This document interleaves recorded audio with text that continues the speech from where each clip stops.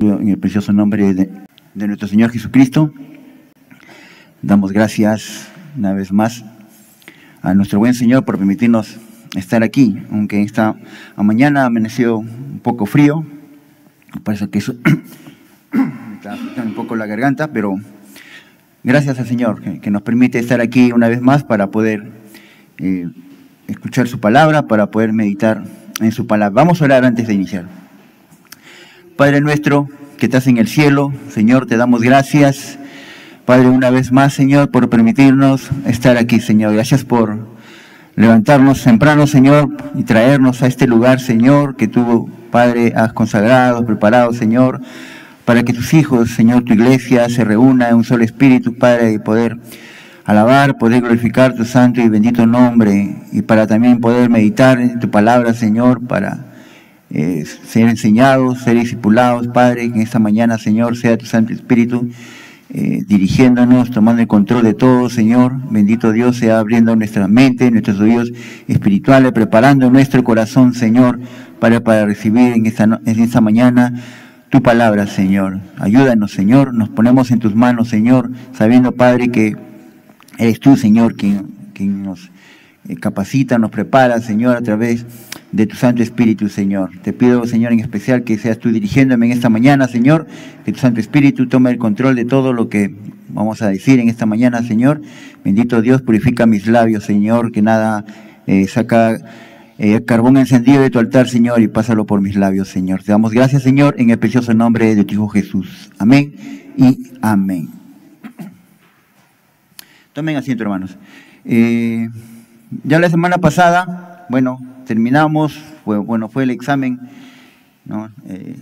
Final del libro que vemos ahí llevando de Segunda de Pedro, y pues gracias a Dios, ¿no? por el haber poder concluido ese libro, que espero que haya sido de bendición para cada uno de ustedes, ¿no? Y nosotros como maestros también hemos sido bendecidos, porque al primero que el Señor le habla es al que trae la palabra, ¿no? Entonces, gracias al Señor por habernos permitido terminar, ¿no? Y ahora vamos a empezar un nuevo libro, ¿no? Que es uno de los evangelios, ¿no? Es el Evangelio de San Marcos, ¿no? El Evangelio de San Marcos. Y cada vez que iniciamos un nuevo libro, damos un panorama, ¿no? Vemos un panorama de todo lo que el libro nos va a enseñar, ¿no? Entonces, vamos a comenzar un nuevo estudio, ¿no? Del Evangelio de San Marcos. Y normalmente nosotros conocemos los evangelios por el nombre de sus autores, ¿no? Pero no es el evangelio de ellos propiamente dicho, ¿no? Sino que el tema central de todo el evangelio, de todos los evangelios, de los 4, es nuestro Señor Jesús, ¿no? Por eso los títulos que tienen, ¿no? De los evangelios, los nombres que no son inspirados, son nombres de los que han escrito, ¿no? El evangelio. En este caso, el Evangelio de San Marcos, ¿no? Según San Marcos. ¿Por qué? ¿Por qué lleva ese nombre? Porque es la perspectiva de ¿no? Que da a la persona y a la obra de nuestro Señor Jesucristo. No son biografías como tal, ¿no? No son biografías como tal, sino son material que los apóstoles o los que han escrito han reunido y lo han organizado en función de sus propósitos, ¿no? El Evangelio de Marcos, de hecho, es uno de los menos cronológicos. ¿Por qué? Porque no está escrito en el orden de que han sucedido las cosas, sino que está escrito conforme al propósito que tenía, o la finalidad que tenía el evangelista, ¿no? Que obviamente, ¿no? Fueron guiados por el Espíritu Santo, ¿no? Toda la Biblia nosotros sabemos que es guiado por el Espíritu Santo, ¿no? En cuanto a las perspectivas que le iban a dar a los hechos relacionados con la persona y la obra de nuestro Señor Jesucristo. Y este Evangelio de Marcos es uno de los más cortos en comparación a los otros, no solamente tiene 16 capítulos, sin embargo, es muy significativo, ¿no? Cada una de las cosas que o cada uno de los eventos que se ha registrado, ¿no? En este evangelio, que es muy similar al evangelio de Mateo, ¿no? Por eso ahí viene una controversia, ¿no? Dicen que ha habido copia, ¿no? Pero que Mateo copió a Marcos o que Marcos copió a Mateo, ¿no? Bueno, la verdad es que uno se ha apoyado en el conocimiento de algunos eventos del otro, ¿no? Y ambos, ¿no? No es que uno haya copiado del otro, sino que ambos se complementan, ¿no? Cuando nosotros estudiamos el Evangelio, por ejemplo, cuando comencemos ya a llevarlo, vamos a tener que ver el Evangelio de Mateo, de Lucas, ¿no? Para poder ampliar más, ¿no? El panorama de lo que Marcos nos va a hablar, ¿no? Entonces, es un complemento, pero siempre hay esa controversia, ¿no? Y en ese sentido, ¿no? Vamos a ver hoy una introducción general a este evangelio, ¿no? Que como le dije, es un evangelio corto, solamente tiene 16 capítulos, tiene 678 versículos y 15.171 palabras, ¿no? Es el más corto, pero a la vez es el más antiguo de los evangelios, ¿no? Es el primero de los evangelios que fue escrito. Según los teólogos, la mayoría de los teólogos lo sitúan alrededor de los años 60, no es una fecha exacta, ¿no? 60, 64. Algunos más osados dicen que ha sido escrito posiblemente en los años 50, ¿no? Pero siempre coincide en que ha sido escrito antes de la destrucción del templo de Jerusalén, ¿no? En eso sí coinciden todos, que ha sido escrito antes del año 70, ¿no? Antes de la destrucción del templo de Jerusalén. En cuanto al autor, no hay mucha discusión, ¿no? Se entiende que ha sido escrito por Juan Marcos, no es el nombre completo de Marcos, ¿no? Juan Marcos. Juan era su nombre judío y Marcos era su nombre romano, ¿no? De tal forma que Juan Marcos es el autor humano de este evangelio. Ahora, ¿quién era Juan Marcos? Según Colosenses capítulo 4, versículo 10, era el sobrino de Bernabé, ¿no? El sobrino de Bernabé. Y a la vez, este Juan Marcos era hijo de una mujer llamada María, una mujer de Jerusalén que se suponía que era una persona de dinero, ¿no? Era una persona pudiente, ¿no? Porque tenía una casa bastante grande donde la iglesia primitiva se reunía, ¿recuerdan? ¿No? El aposento alto, esa es la casa de esta mujer, ¿no? Llamada María, ¿no? Y eso lo podemos encontrar en Hechos 12:12, por ejemplo, cuando Pedro es arrestado, ¿no? La iglesia está orando y Pedro, luego que es liberado de la cárcel, llega a este lugar, ¿no? A esta casa, ¿no? La casa de María. Ahí era el punto de encuentro de la iglesia de ese tiempo, ¿no? La iglesia primitiva en Jerusalén. Por consiguiente se entendía que esta mujer María era una persona de dinero, ¿no? Porque tener una casa en esos tiempos de esta magnitud solamente lo podía tener una persona pudiente, ¿no? Entonces Juan Marcos era uno de sus hijos de esta mujer llamada María, ¿no? Y también hay una escena, ¿no? Que vamos a encontrar casi ya para terminar el libro del Evangelio de Marcos, donde aparece un joven, ¿no? Que está escondido tras un árbol cuando a nuestro Señor Jesús es arrestado, ¿no? Y cuando se dan cuenta que está ahí, él huye, ¿no? Y dice ahí el pasaje que él huye desnudo, ¿no?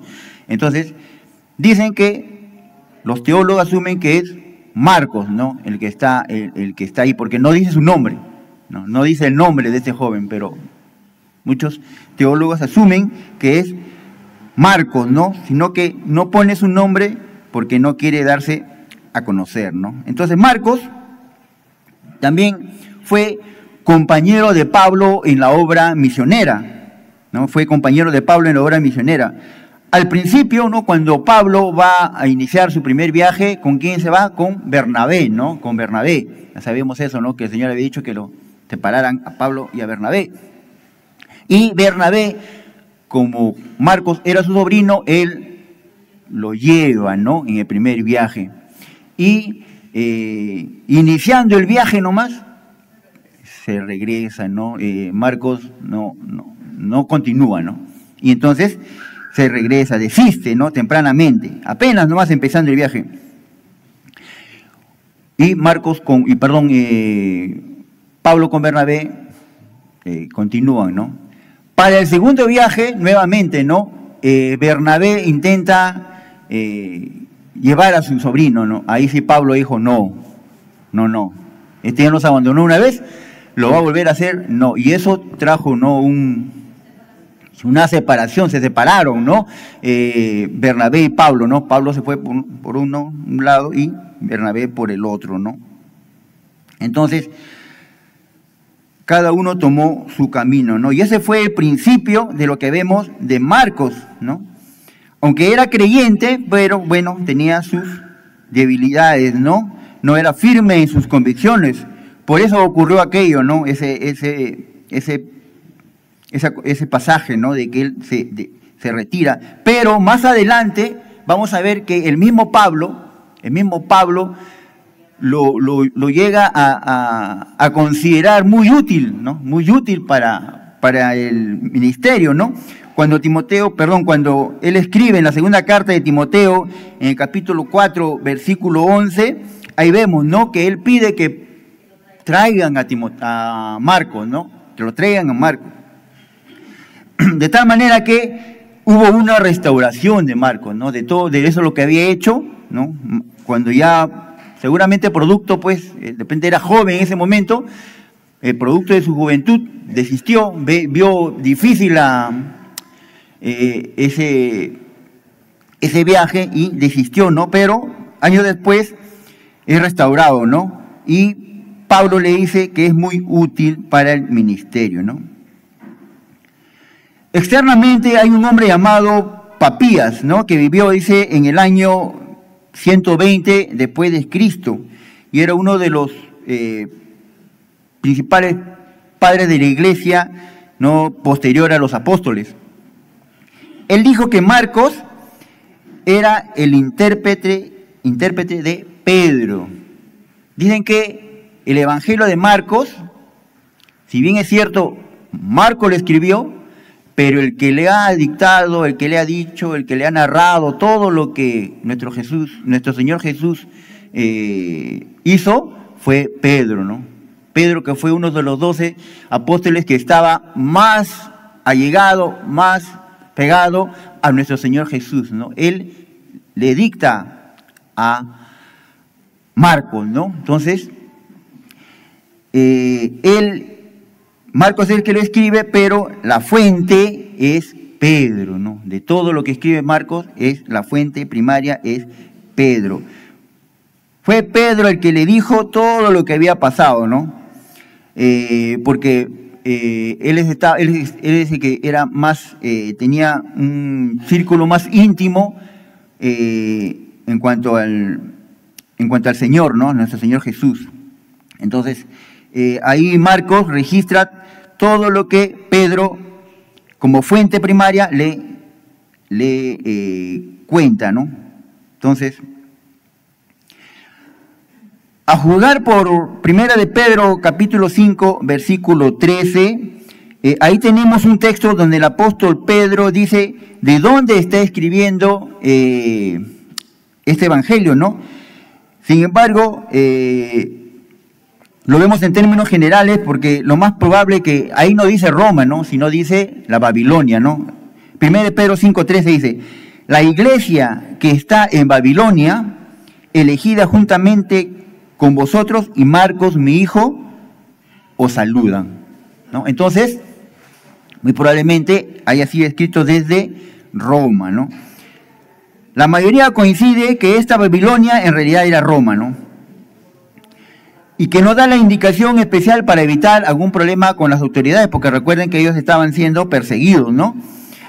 Por eso dice enigmáticamente Babilonia, ¿no? Entonces lo más probable es que fue escrita desde Roma. Lo que corrobora esto, que este evangelio en particular está escrito de forma tal cuando usa un cierto lenguaje, ¿no? Por ejemplo, usa palabras en latín, ¿no? Por ejemplo, usa palabras como pretorio. Un judío nunca iba a usar ese tipo de palabras, ¿no? Porque pretorio hace la descripción de la guarnición, ¿no? Donde estaban los soldados que resguardaban Jerusalén. También hay otra palabra, centurión, ¿no? Que era un soldado romano, ¿no? Este tipo de palabras vamos a encontrar en el Evangelio de Marcos, ¿no? Por lo tanto, hay por lo menos 4 palabras, ¿no? Que aparecen en Marcos y no aparecen en ninguno de los otros evangelios, ¿no? No tendría sentido colocar estas palabras latinas y no traducirlas, sino colocarlas en el lenguaje que ellos pudiesen entenderlo, ¿no? Si él es el que está escribiendo a la gente de Roma, entonces era totalmente comprensible que usara este tipo de palabras, ¿no? Por otro lado, algunas palabras típicas judías las traduce para que la gente en Roma las entiendan, ¿no?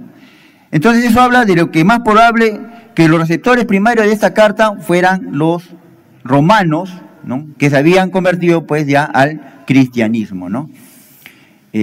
Por eso es que como judíos no iban a entender ciertas expresiones, ciertas palabras, ¿no? Que solamente era usada pues por el pueblo de Israel. Por eso es que él tiene que hablar, ¿no?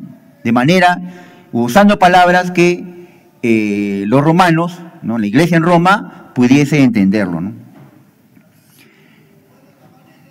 ¿Y por qué es tan importante esto? Tiene importancia, hermano, porque vamos a ver cómo Marcos presenta a Jesús, ¿no? Vamos a ver cómo Marcos presenta a Jesús. Por ejemplo, en Mateo es un evangelio claramente dirigida a los judíos, ¿no? Es decir, la forma y los términos que se usan en Mateo, ¿no? Son claramente entendibles por el pueblo.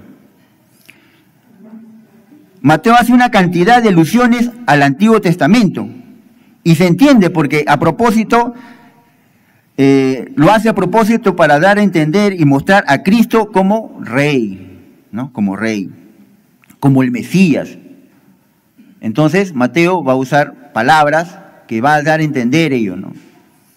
De tal manera que los judíos van a poderlo entender claramente. Pero en contraste con el Evangelio de Marcos, que está escrito a un público diferente, ¿no? A un público diferente, a una iglesia distinta, ¿no?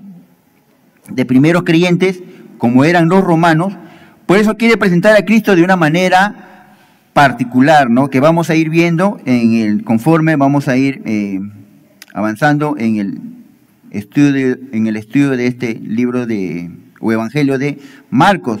Y es por eso importante, ¿no? El lenguaje que él va a usar, ¿no? Dentro de las peculiaridades, como se conocen normalmente, ¿no? Comparado con los otros evangelios, Marcos es muy breve en su enseñanza, ¿no? Comparado con los otros evangelios, ¿no? Con Lucas, con Marcos, o con Mateo y con Juan, Marcos es muy breve en cuanto a la enseñanza, ¿no? Esa es una de las cosas que llama la atención de este evangelio, ¿no? Comparándolo con Mateo, por ejemplo, Mateo tiene en el capítulo 5 hasta el capítulo 7 el Sermón del Monte, ¿verdad? Son 3 capítulos que lo usa Mateo para narrar el Sermón del Monte. En el capítulo 24 y 25 también de Mateo narra, ¿no? El sermón en el Monte de los Olivos. Usa, ¿no? Varios capítulos para narrar grandes sermones de nuestro Señor Jesús, ¿no? Juan, por ejemplo, tiene el mensaje de pan de vida, ¿no? Que está en el capítulo 6, que es bastante extenso también, ¿no? También tiene otro sermón en el aposento alto, que está en el capítulo 13 al 17 de Juan, ¿no? Es decir, esos evangelios traen mucha enseñanza, pero Marcos no da mucha enseñanza acerca de nuestro Señor Jesucristo. Más bien él está más enfocado, más abocado, ¿no? Y preocupado en las acciones, en lo que va a hacer nuestro Señor Jesús, ¿no? Más de que sus enseñanzas, ¿no? En lo que va a hacer nuestro Señor Jesús, ¿no? Eso no significa que no tiene enseñanza, claro que tiene enseñanza, ¿no? Sino que es más breve en cuanto a la enseñanza, no contiene grandes sermones, ¿no? No vamos a encontrar grandes sermones ahí, ¿no? Vamos a encontrar parábolas, sí, 7 parábolas a comparación con otros evangelios, ¿no? Mateo tiene 20 y Lucas tiene 27, ¿no? Miren la diferencia, ¿no? Pero solamente en Marcos vamos a encontrar 7 parábolas de nuestro Señor Jesús. Aunque no es muy amplio, ¿no?, en cuanto a la enseñanza, Marcos se va a caracterizar por frases concisas y detalles vividos que contribuyen, ¿no?, a un estilo orientado a la acción principalmente, ¿no? Lo que Marcos quiere mostrar es más lo que Jesús hace que lo que Jesús dice, ¿no? Marcos más se va a evocar en lo que Jesús hace que en lo que Jesús dice, ¿no? A veces también puede pasar en nosotros, en nuestra vida como creyente, ¿no? A veces podemos decir mucho, pero no lo vivimos, no lo hacemos, ¿no? Eso pasa también en nuestra vida, ¿no? Y Marcos se va a abocar en eso, ¿no? Más en lo que hace nuestro Señor Jesús, más en lo que practica, lo que Él enseña, ¿no? Y la evidencia de esto es que la palabra más usada en el Evangelio de Marcos, la va a usar 47 veces, es la palabra inmediatamente. Inmediatamente, que viene del griego eutus, ¿no?, que se traduce también como luego, enseguida. Lo usa 47 veces. ¿Y por qué la usa tantas veces? ¿Por qué la usa 47 veces? Porque lo que quiere registrar Marcos en este Evangelio, que va a mostrar la acción, ¿no? La acción, lo que hizo nuestro Señor Jesús, ¿no?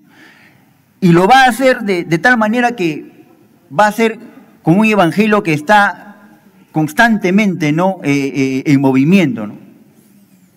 Es como si Marcos lo va a hacer como si estuviera escribiéndolo apresurado, ¿no? Apresurado, corriendo.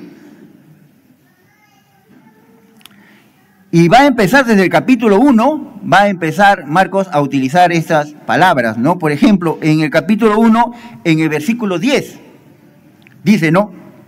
Capítulo 1, versículo 10 de Marcos, dice, y luego, empezando nomás, ya está con la palabra luego, ¿no? Y luego, cuando subía del agua, vio abrirse los cielos y el Espíritu como paloma que descendía sobre él. Inmediatamente, enseguida, eso es lo que está tratando de decirnos, de decir Marcos, ¿no? Más adelante en el versículo 12 y dice, ¿no? Y luego el Espíritu Santo le impulsó al desierto, ¿no? ¿Se dan cuenta? Va registrando rápidamente, ¿no? A continuación, como se podría decir, ¿no? En el versículo 18 también, ¿no? Y dejando luego sus redes, le siguieron.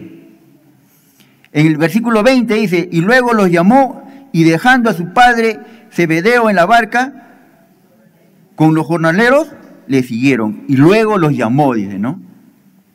En el 30 dice, y la suegra de Simón estaba acostada con fiebre y enseguida le hablaron de ella. En el 31, entonces él se acercó y la tomó de la mano y le levantó, e inmediatamente le dejó la fiebre y ella le servía, ¿no? ¿Ven? Es la misma palabra entonces, ¿no? Enseguida, luego, inmediatamente, son palabras propias que va a usar el Evangelio de Marcos, ¿no? Que es una traducción del griego eutus, ¿no? Que significa inmediatamente, ¿no? Y así vamos a verlo, ¿no? En el capítulo 2 también podemos encontrar el versículo 2, 8, en el capítulo 4 también el versículo 15, 28, en el capítulo 5 el versículo 2, 13, 30, 36, 42. Y usted lo puede buscar, hermano, en su casa puede buscarlo, son 47 veces que va a usar este tipo de palabras, ¿no? Pero esto es solamente una ilustración, ¿no?, general, para que ustedes vean por qué se utiliza tantas veces esta palabra, ¿no? ¿Por qué? Porque primero su preocupación no es cronológica, como le dije al principio, ¿no? Él no está en orden según haya sucedido los eventos, ¿no? No está en orden cronológico. sino es mostrar paso a paso rápidamente lo que nuestro Señor Jesús hizo, ¿no? ¿Qué Jesús estaba haciendo, ¿no? Y lo que Jesús estaba haciendo, ¿no? Eso es lo que va a querer mostrar. ¿Y quiénes tenían este tipo de características de hacer las cosas inmediatamente en esos tiempos? Los esclavos, ¿no? Los esclavos. Cuando el amo, su dueño, lo mandaba a hacer algo, el esclavo que decía, no, después lo hago, no, más tardecito, pues. No, inmediatamente, enseguida, lo tenía que hacer, ¿no? Entonces, este evangelio, ¿no?, va a mostrar a nuestro Señor como un esclavo, como un siervo, ¿no? Desde que se levantaba, comenzaba a hacer cosas una tras otras hasta que finalmente llegaba la noche. ¿Recuerdan? El Señor Jesús, desde que amanecía hasta que anochecía, Él estaba haciendo, ¿no? Ayudando, llevando, enseñando constantemente. Esa era la manera de describir a un siervo. Entonces Marcos está apuntando hacia más allá, ¿no? Va a guiar, ¿no?, el pensamiento de los romanos a que puedan entender, ¿no?, a Jesús, que lo va a describir como un siervo, ¿no? Lo que le interesa a Marcos es poder mostrarle todo lo que nuestro Señor Jesús hizo, ¿no? Cómo usó la mayor tiempo, cómo usó la mayor parte de su tiempo, ¿no? Y que estuvo ocupado en hacer cosas en beneficio de los demás, ¿no? Como el siervo, ¿no?, que corre de un lado a otro para cumplir con sus obligaciones, ¿no?,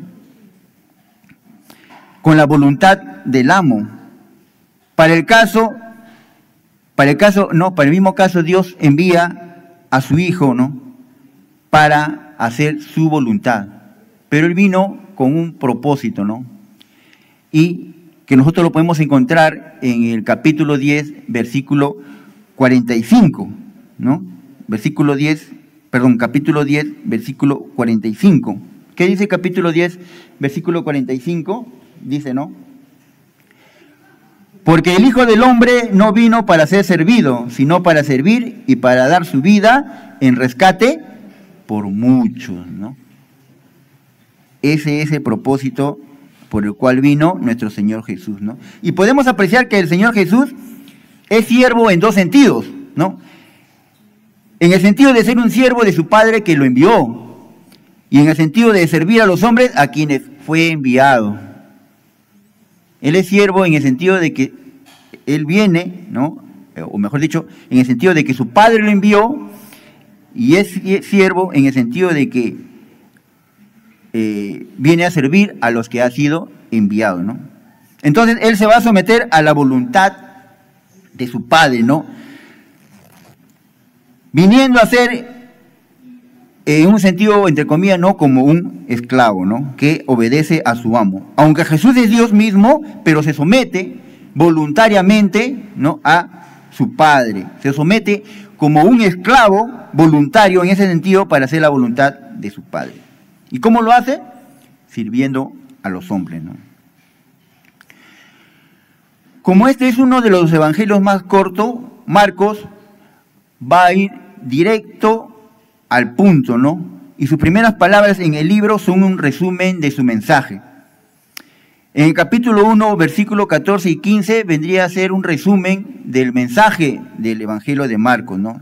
Dice, capítulo 1, versículos 14 y 15, dice: después que Juan fue encarcelado, Jesús vino a Galilea predicando el evangelio del reino de Dios, diciendo: el tiempo se ha cumplido y el reino de Dios se ha acercado. Arrepentíos y creed en el evangelio, ¿no? Ese vendría a ser el resumen de este libro, ¿no? Hay un sentido de urgencia en este mensaje, ¿no? Como diciéndoles, no pierdan más tiempo, arrepiéntanse, el reino de los cielos se ha acercado, acérquense, ¿no? Arrepiéntanse. Ese era el propósito de nuestro Señor Jesús al venir a esta tierra, ¿no? ¿Y cómo lo va a realizar? Como dice en el versículo 16 del primer capítulo, ¿no? Jesús ya ha iniciado su ministerio, ¿no? Se dan cuenta, Jesús en el versículo 16 ya ha iniciado su ministerio. Y nos vamos a dar cuenta que Marcos no habla nada acerca de la genealogía, como dice Mateo, ¿no? Como hablaba Mateo en capítulo 1, no habla nada de la genealogía, no habla nada de la anunciación de su nacimiento, ¿no? No habla nada de ello, ¿no? Él va de frente a lo que hizo nuestro Señor Jesús, ¿no? No habla nada como en Lucas, como en Mateo, ¿no? Va directo al punto, ¿no? Va a mostrar todo lo que nuestro Señor Jesús ha realizado, ¿no? Noten que a partir del versículo 16 en adelante, Él comienza a llamar a sus discípulos, ¿no? El versículo 16 del capítulo 1 de Marcos dice: andando junto al mar de Galilea, vino a Simón y a Andrés su hermano, que echaban la red en el mar porque eran pescadores. Y les dijo Jesús: venid en pos de mí y haré que seáis pescadores de hombres. Y dejando luego sus redes me siguieron. Pasando de allí un poco más adelante, vio a Jacobo, hijo de Zebedeo, y a Juan su hermano, también en la barca, que remendaban las redes. Versículo 20 dice: y luego los llamó, y dejando a su padre Zebedeo en la barca con los jornaleros, le siguieron. Marcos registra inmediatamente el inicio de su ministerio. Él no habla de otra cosa, ¿no? No habla de la genealogía, del nacimiento de nuestro Señor Jesús, no. Él habla de frente, inicia con su ministerio, ¿no? Marcos también registra aspectos claves acerca de lo que Jesús vino a hacer, ¿no? Y excluye las secciones de las parábolas y enseñanzas que están incluidas en los otros evangelios, porque el propósito es mostrar a Jesús como siervo, ¿no? Como siervo, sirviendo a los hombres. Ese es el propósito principal que quiere mostrar Marcos, ¿no? Entonces va a eliminar las otras cosas que no tienen nada que ver con esto. No significa que no lo va a enseñar o que no existe, ¿no? Significa que simplemente para su propósito Él no requería esas enseñanzas. Para eso ya estaban los otros evangelios, ¿no? Ahora, ¿cuál es la estructura de este libro de Marcos, de este evangelio de Marcos? El evangelio de Marcos lo podemos dividir en dos partes, ¿no? En dos grandes partes, en dos grandes secciones. Y está dividido por un evento en particular, ¿no? Por un evento en particular que nosotros lo podemos encontrar en el capítulo 8, versículos de 27 al 30. ¿Cuál es ese evento? Cuando nuestro Señor Jesús pregunta, ¿no? ¿Quién dice la gente que soy? ¿No? Aunque a Él no le interesaba lo que dijera la gente, lo que pensara la gente de Él, lo que le interesaba más, qué pensaban sus discípulos de Él, ¿no? Marcos capítulo 8, del 27 al 30 dice: salieron Jesús y sus discípulos por las aldeas de Cesarea de Filipo, y en el camino preguntó a sus discípulos diciéndoles: ¿quién dicen los hombres que soy yo? Esa es la pregunta que hace nuestro Señor Jesús, ¿no? Y ellos responden: unos, Juan el Bautista, otros, Elías, y otros, algunos de los profetas. Y ahí va nuestro Señor Jesús, ¿no? Entonces, Él le dijo: ¿y vosotros? ¿Quién dices que soy? Respondiendo Pedro le dijo: tú eres el Cristo. Tú eres el Cristo, ¿no? Pero Él les mandó que no dijesen esto de Él a ninguno. Entonces, y lo que sucede aquí, hermanos, es muy significativo, ¿no? Porque todo lo que resta, o todo lo que viene desde el capítulo 1 hasta el 8, y de lo que continúa del 8 hasta el 16, no, va a preocuparse Marcos en lo que hizo nuestro Señor Jesús, en quién es Jesús, qué hace Jesús, ¿no? Entonces, este pasaje divide el Evangelio en dos partes, ¿no? Divide el Evangelio en dos partes. Hasta que Pedro hace la confesión de que Jesús es el Cristo, el Mesías, el Salvador, la pregunta era: ¿quién es Jesús? Esa era la pregunta hasta que le hace la pregunta a Pedro, ¿no? ¿Quién es Jesús? De hecho, la misma pregunta se le habían planteado los discípulos cuando, ¿recuerdan ese pasaje cuando ellos están yendo en una barca, ¿no? Cuando el Señor Jesús le dice: vamos a ir hacia el otro lado. Ellos suben a la barca, nuestro Señor Jesús también se encuentra ahí y está cansado y se recuesta y se duerme, y en medio del mar de Galilea, que es un lago, ¿no? Empieza una tormenta, ¿no? Y la tormenta estaba fuerte, ¿no? Y van y despiertan a nuestro Señor Jesús, ¿no? Porque ¿qué le dicen? No tienes cuidado, maestro, no tienes cuidado que perecemos. Y Él se levanta, ¿no? Y reprendiendo al viento, le dice al mar, ¿no? calla, enmudece, le dice a la tormenta, ¿no? Y cesó el viento y se hizo bonanza. Y el Señor le dice, ¿por qué estáis amedrentados? ¿Cómo no tenéis fe? ¿Cómo no tenéis fe? Le dice. Entonces temieron con gran temor. ¿Qué implica? Que todavía no sabían quién era Jesús. Hasta ahí todavía no sabían quién era Jesús, ¿no? Recién estaban conociéndolo. Estaban teniendo chispazos, se podría decir, de quién era nuestro Señor Jesús, ¿no? Pero cuando llega a este momento en particular, la historia dice que más o menos faltaban 6 meses para que nuestro Señor Jesús sea crucificado, ¿no? Y les pregunta, ¿quién dicen ustedes que soy yo? Como le dije, al Señor no le preocupaba qué pensaban los demás o qué decían los demás. A él lo que le interesaba, qué pensaban ellos de sus discípulos de él, ¿no? Entonces Pedro, como respuesta, ¿no?, que en Mateo, ¿no?, si nosotros vamos al libro de Mateo, ahí está más extenso, él dice, tú eres el Cristo, el Hijo del Dios viviente, ¿no? Eso es lo que le responde Pedro, ¿no? Y el Señor le dice, no, bueno, no, te lo ha revelado mi Padre, dice, ¿no? No te lo ha revelado ni sangre ni carne, sino mi Padre que está en los cielos, ¿no? Tú eres el Cristo, le dice Pedro, ¿no? Tú eres el Mesías, tú eres el Rey. Y en la segunda parte, ¿no?, en la segunda parte de su estructura, la pregunta que va a responder el Evangelio es, ¿qué va a hacer Jesús? ¿No? ¿Cómo lo va a hacer? Porque los judíos tenían una perspectiva diferente, ¿no? Como judíos tenían una perspectiva diferente del Mesías. Ellos pensaban que el Mesías venía a liberarlos, ¿no? Un libertador político, militar. Ese era el pensamiento como judío que ellos tenían. Y cuando nuestro Señor Jesús comienza a enseñar que Él va a morir, ¿no?, pues a los judíos no entraba en su cabeza eso, ¿no? ¿Cómo el Mesías va a morir? Dice, ¿cómo nos va a ayudar? ¿Cómo nos va a ayudar si va a morir? Le comienza a entrar en su cabeza. No entraba eso en su cabeza de los judíos, ¿no? Por eso Marcos dice en el capítulo 10, versículo 45, que es el versículo clave, ¿no? Como le dije en ese momento, porque el Hijo del Hombre no vino para ser servido, sino para servir y dar su vida en rescate por mucho. Que el Mesías viniera a dar su vida, eso no cabía en la mente de los judíos. No cabía en la mente, lo que es el absurdo, no tenía sentido, ¿no?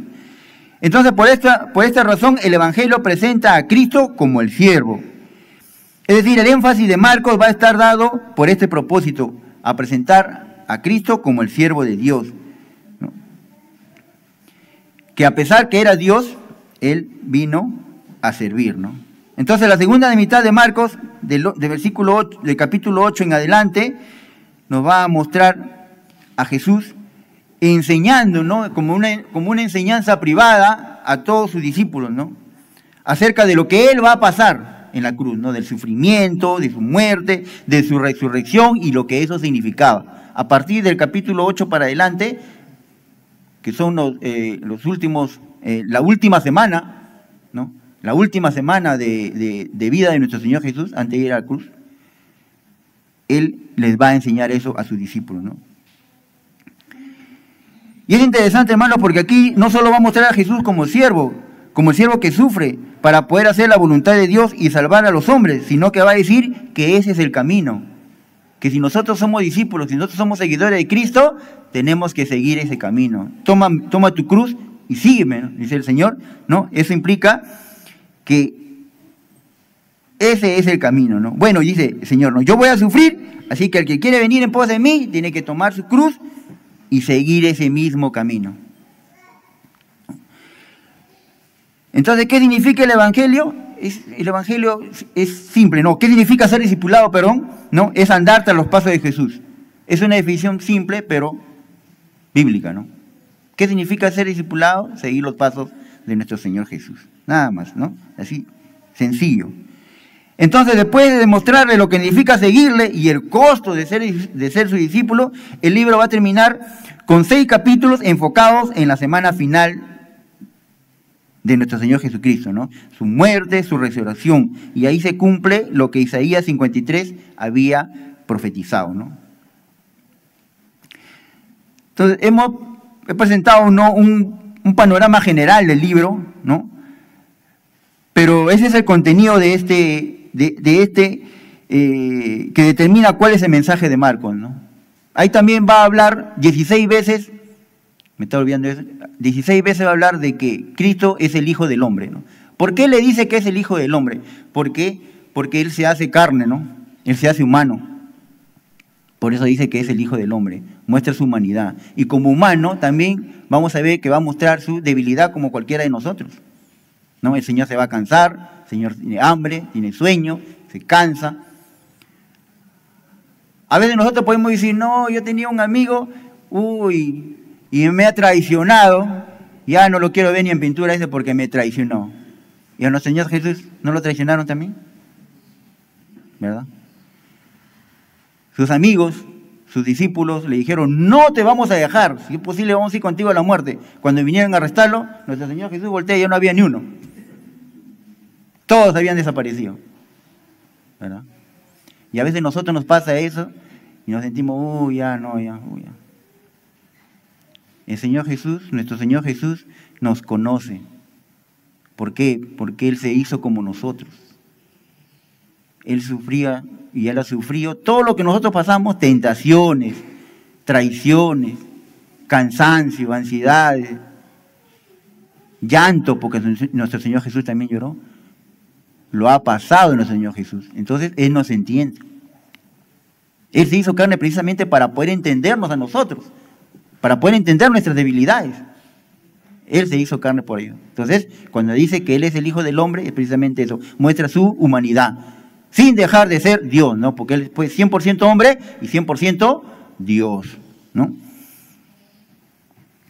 Entonces, en los primeros 8 capítulos, Marcos lo presenta al Señor Jesús como un siervo en acción y en la segunda parte como un siervo sufriente. Los primeros 8 versículos muestran a nuestro Señor Jesús como un siervo en acción y de 8 para adelante, ¿no? La segunda parte como un siervo sufriente. A grandes rasgos, hermanos, esto es lo que enseña Marcos acerca de Jesús. Espero en el Señor, hermano, que este estudio del Evangelio de Marcos nos asombre y nos sorprenda en el buen sentido, ¿no? Espiritualmente hablando, ¿no? Que nos impacte y nos confronte y nos enseñe a través de su palabra, ¿no? Y que transforme nuestras vidas. Y así como nos enseñó Jesús, siendo Dios, vino, siendo Diosa, Él vino no para ser servido, sino para servir. ¿Cuántos de nosotros, hermanos, estamos sirviendo o queremos que nos sirvan? ¿Cuántos de nosotros estamos sirviendo al Señor? ¿Cuántos de nosotros estamos sirviendo en la obra del Señor? ¿Cuántos? ¿O estamos esperando solamente que nos sirvan a nosotros? El ejemplo nos dio nuestro Señor Jesús, de siendo Dios, vino a servir. Vino a servir, ¿no?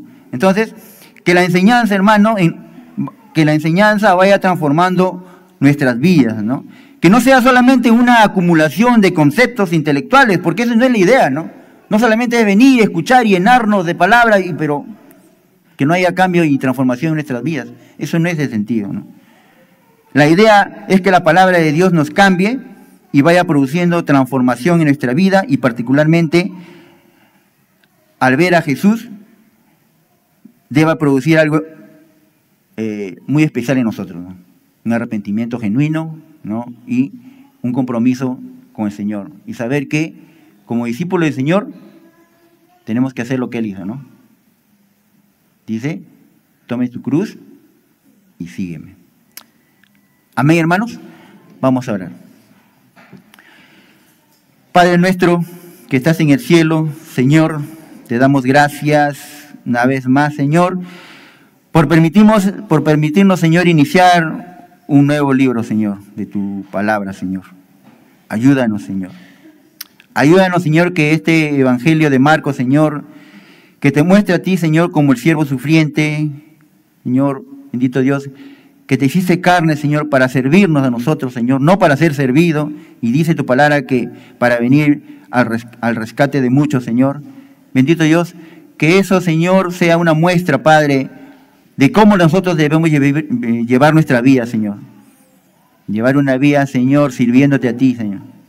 Una vida que te agrade a ti, Señor. Que tu palabra, Señor, en este tiempo que vamos a llevar, Señor, este libro, este evangelio de Marcos, produzca cambios en nuestra vida, Señor. Que nuestra vida sea transformada, que no solamente nos llenemos de conocimiento, Señor, sino que, Padre, tu palabra, Señor, transforme nuestras vidas, transforme nuestra mente y nuestros corazones, Señor.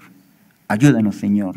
Siempre te pediremos, Señor, la ayuda de tu Espíritu Santo, Señor, porque sin la ayuda de tu Santo Espíritu, Señor, no podemos entender nada, ni podemos aprender nada, ni podemos aplicar nada, Señor. Te doy gracias, Señor, en esta mañana, en el precioso nombre de tu Hijo Jesús. Amén y amén. Dios lo bendiga, hermanos.